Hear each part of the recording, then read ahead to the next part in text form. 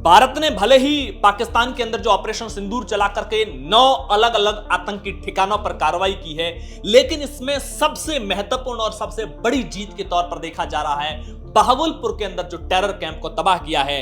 मौलाना मसूद अजहर, जैश ए मोहम्मद का मुखिया, उसकी जो ये यहां पर पूरा का पूरा कैंप था, जामिया मस्जिद सुभान अल्लाह जो मरकज था, उसको जिस तरीके से तबाह किया, ये भारत के लिए बहुत बड़ी जीत के तौर पर देखा जा रहा है। ये बहावलपुर क्यों महत्वपूर्ण है, ये जो मरकज था जामिया मस्जिद सुभान अल्लाह, ये क्यों महत्वपूर्ण है, इसे जरा समझने की कोशिश कीजिए।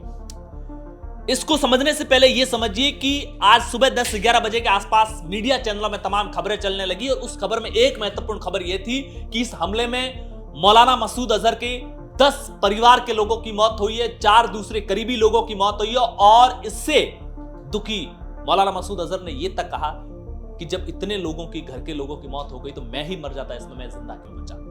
खैर, मौलाना मसूद अजहर के लिए बहावलपुर क्यों महत्वपूर्ण है और भारत के लिए ये बड़ी जीत के तौर पर क्यों है, क्योंकि मौलाना मसूद अजहर का जन्म यहीं हुआ था।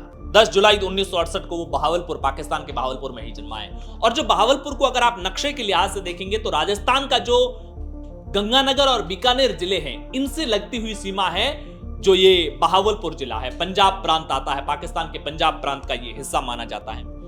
ये जो मस्जिद है, जो सुभान अल्लाह मरकज जो है, ये साल 2010-11 पड़ा जब मौलाना मसूद अजहर भारत की जेलों में बंद था। कंधार विमान हाईजैक हुआ, उसके बाद जब उसको हमने अपने लोगों को छुड़ाने की एवज में जब मौलाना मसूद अजहर को फ्री किया था, इसके बाद में वो जाता है, किस तरीके से लादेन से 10 मिलियन के लगभग की मदद मिलती है। उसके बाद जैश ए मोहम्मद नाम के संगठन की स्थापना की जाती है और वो अपने संगठन को जो मुख्य रूप से ऑपरेट करता है, जो शुरुआत करता है, वो इसी बहावलपुर से करता है।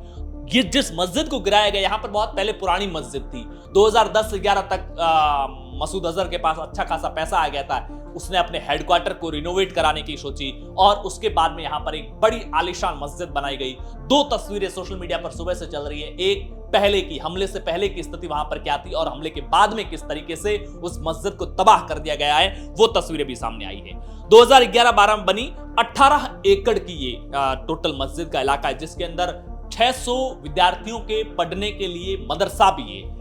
यहां पर बड़ी तादाद में विद्यार्थियों को पहले मदरसे में पढ़ने के लिए लाया जाता है और उसके बाद में यहीं पर मसूद अजहर की जो तकरीरें होती है, उसके जरिए वो यहां के पढ़ने वाले विद्यार्थियों का ब्रेन वॉश करता है और बड़ी तादाद में उनको पीओके भेज करके आतंकियों में कन्वर्ट करके भारत के अंदर घुसपैठ कराता है और यहां पर घटनाओं को वो अंजाम देता है।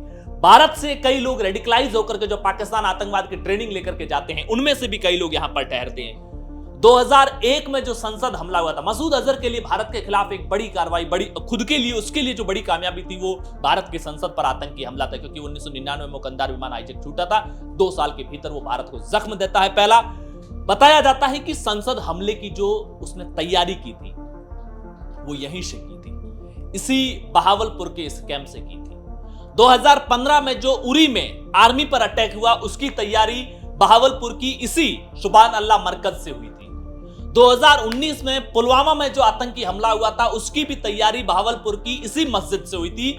जैश ए मोहम्मद के इसी हेडक्वार्टर में बैठ करके इसने मौलाना मसूद अजहर ने पूरी की पूरी प्लानिंग तैयार की थी पुलवामा अटैक की।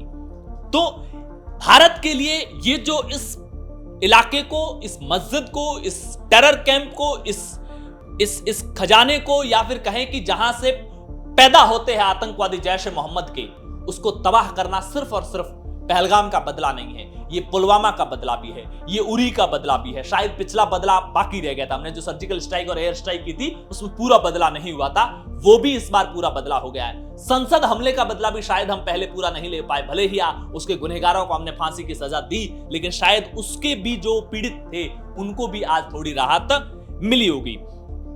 उस्मानो अली कैंपस से यहां पर एक आलीशान 600 एकड़ के अंदर फैला हुआ ये पूरा का पूरा जो जैश ए मोहम्मद का हेडक्वार्टर है, इसके अंदर स्विमिंग पूल की सुविधाएं भी है, घुड़सवारी के लिए यहां पर अस्तबल भी है। तो और यहां से ठीक 10 किलोमीटर दूर आर्मी का जो पाकिस्तान सेना का एयरबेस है।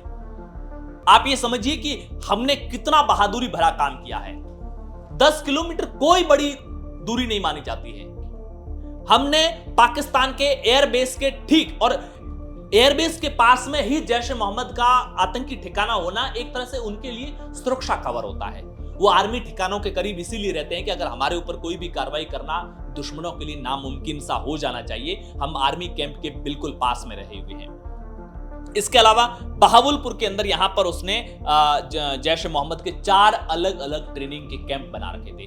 पहले बच्चे पढ़ने आते थे, युवा लोग मदरसे में शिक्षा लेने के लिए आते थे, उनको वहां से ब्रेन वॉश करके तकरीरों के जरिए रेडिकलाइज किया जाता था।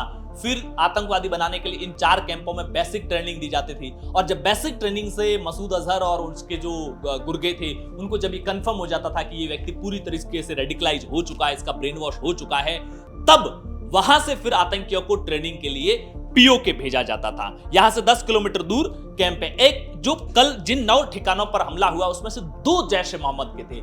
एक तो बहावलपुर का यही ठिकाना जो भारत की बॉर्डर से 100 किलोमीटर अंदर है पाकिस्तान का, दूसरा मरकज अब्बास जो पाकिस्तान के कोटली में है, वहां पर भी जैश ए मोहम्मद का एक ठिकाना था, उसको भी तबाह किया। इसके अलावा बाकी जो 7 ठिकाने थे वो हिजबुल मुजाहिदीन और लश्कर ए तैयबा के थे।